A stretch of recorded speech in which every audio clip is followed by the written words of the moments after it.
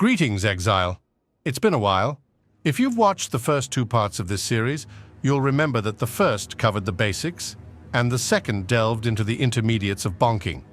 If you haven't seen those yet, I'd recommend checking them out first. As for this third part, it's time for a master course in the art of bonking. First, we'll dive even deeper into stun mechanics, and then I'll share my progress on my bonk build. Let's get started. But before we dive into the main topics, I have some additional information and corrections regarding stun buildup, a topic I covered in the previous video. Last time, I mentioned that increasing stun buildup allows you to deal more damage to the stagger bar. While that is true, it turns out there's another layer to this mechanic, which I only noticed once I reached maps. This became evident when I encountered modifiers that increase monster stun buildup. Since players don't have a stagger bar, this mechanic works differently for them. Here's how it works. When a monster has increased stun buildup, the damage it deals is effectively counted as higher, but only for the sake of calculating its chance to stun. For example, let's say a monster deals 100 damage but has 100% increased stun buildup. The game calculates its stun chance as if it were dealing 200 damage, even though the actual damage remains 100. Now, to answer a question from user VibeStand, if you equip stun buildup modifier runes on your weapon, will it increase your chance to stun? The answer is yes. For example, if you slot in 2 stun buildup runes, granting 50% increased stun buildup, your 100 damage hit will be calculated as 150 damage, but only for the purpose of determining the chance to stun. Since we're discussing stun buildup, let's explore how it works for totems. With the change where each totem uses its own weapon to attack, stun buildup mechanics function differently depending on the totem type. For totems that don't require a weapon, like Shockwave Totem, their stun buildup is influenced by global stun buildup modifiers, but not weapon-specific ones. For example, increased stun buildup modifiers for maces from the passive skill tree will have no effect on Shockwave Totem, as it doesn't use a weapon to attack. But for totems like Ancestor Totems, which require a specific weapon, stun buildup is affected by weapon-specific modifiers. For example, if the totem attacks with a mace, modifiers to stun buildup for maces will apply. Both types of totems are affected by any global stun buildup modifiers present on your weapon. However, there are exceptions. For instance, user Edwin Sim 6024 asked if equipping a two-handed mace in one hand and Brynhand's Mark Wooden Club in the other would double stun buildup due to the club's double stun buildup modifier. The answer is no. This is because the club's modifier applies only if it is used to attack, and totems are not using it to attack, so it has no effect. Next, let's talk about stun buildup while dual wielding. As we know, dual wielding causes both weapons to attack simultaneously, but with 30% less damage from each weapon. This results in a total of 140% combined damage instead of 100%, effectively granting a 40% more damage boost. However, when it comes to stun buildup, things work slightly differently. Both your main hand and offhand weapons have their own separate stun buildup stats, influenced by modifiers on the individual weapons as well as global modifiers. Let's take examples of 2 different skills to better understand this: Mace Strike and Sunder. In the case of Mace Strike, while dual wielding, you swing both weapons one after the other, first the main hand, then the offhand. This means the stun buildup is calculated separately for each weapon. The main hand's stun buildup is applied first, followed by the offhand's stun buildup. For Sunder, on the other hand, both weapons use the skill at the same time. In this case, your total damage from both weapons is considered, and the stun buildup applied is based on the average of the stun buildup stats from both weapons. For instance, if your main hand has 800% increased stun buildup and your offhand has 400%, the final stun buildup applied will be the average 600%, not the combined total of 1,200%. In summary, while dual-wielding weapons with similar damage modifiers, you benefit from a 40% more damage boost overall, which translates to roughly 20% more stun buildup as well. However, the exact mechanics depend on whether the skill alternates weapon hits or combines them for a single attack. After that, let's take a closer look at the Dazed Effect. But before diving into its mechanics, Let's first understand how it can be applied. There are 3 support gems and 1 weapon type that allow you to inflict daze. The Discombobulate support builds daze based on the physical damage dealt, and once the buildup is complete, the enemy becomes dazed for 8 seconds.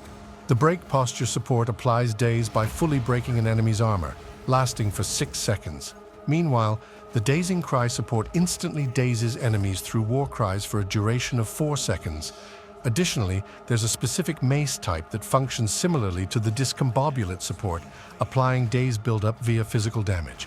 Now that we know how to apply daze, let's answer the bigger question. What is daze?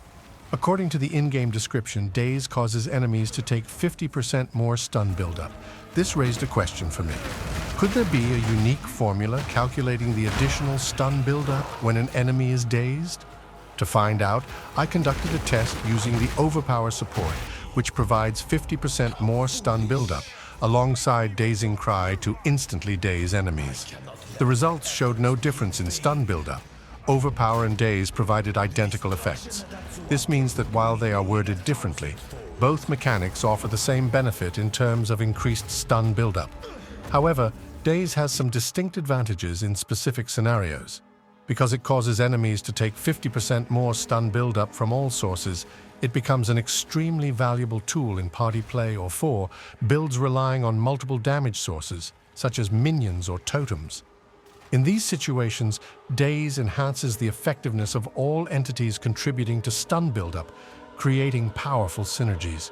There's also a notable skill, Vaulting Impact, that interacts with daze in an interesting way. It consumes all your active daze effects on a target to deliver a massive attack with 300% more stun buildup, making it a potent choice for burst-oriented stun strategies.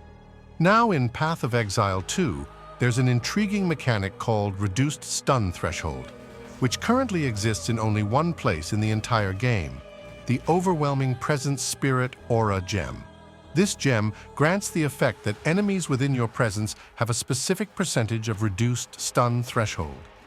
This essentially lowers the amount of damage you need to deal to fill their stagger bar and achieve a heavy stun. To illustrate this mechanic, imagine an enemy requires 1,000 damage to be dealt to them to trigger a heavy stun. But if you have Overwhelming Presence active with at least 30% reduced enemy stun threshold, the requirement drops to just 700 damage. Similarly, if the enemy originally needed 100 damage to trigger a normal stun, it now requires only 70 damage. Previously, I discussed the Primed for Stun mechanic and its interaction with crushing blows and other skills. Among these, Boneshatter truly stands out as the skill that defines the art of the Bonk.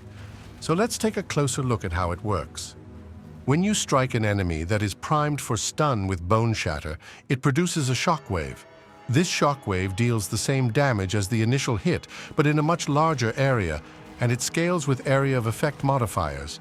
If you pair Boneshatter with the Impact Shockwave support, you can produce multiple overlapping shockwaves within a small radius of 2 meters. To demonstrate the difference, with Impact Shockwave support, Boneshatter creates multiple overlapping shockwaves that make it exceptionally strong for clearing large packs of enemies. Without the support, only a single shockwave is produced, which significantly diminishes its effectiveness for clearing.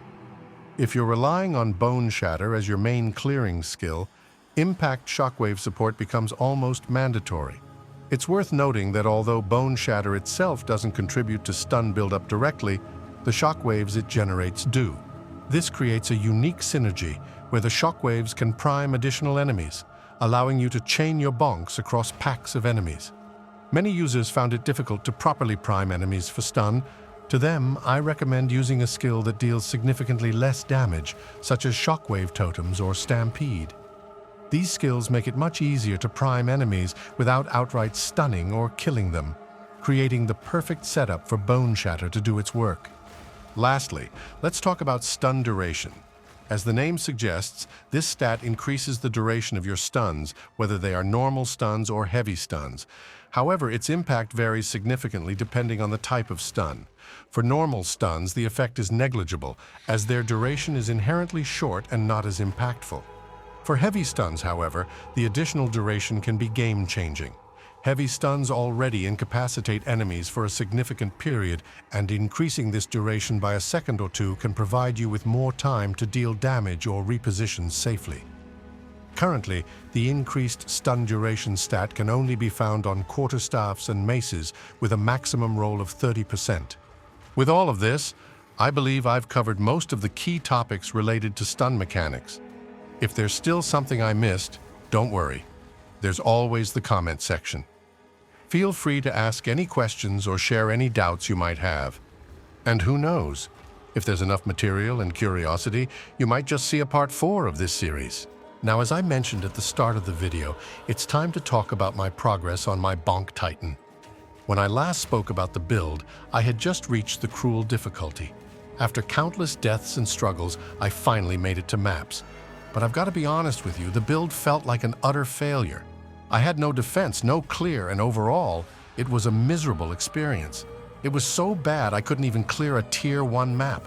Frustration set in, and after several failed attempts, I abandoned the build entirely and decided to re-roll with a new character, one with a rather fitting name for my mood.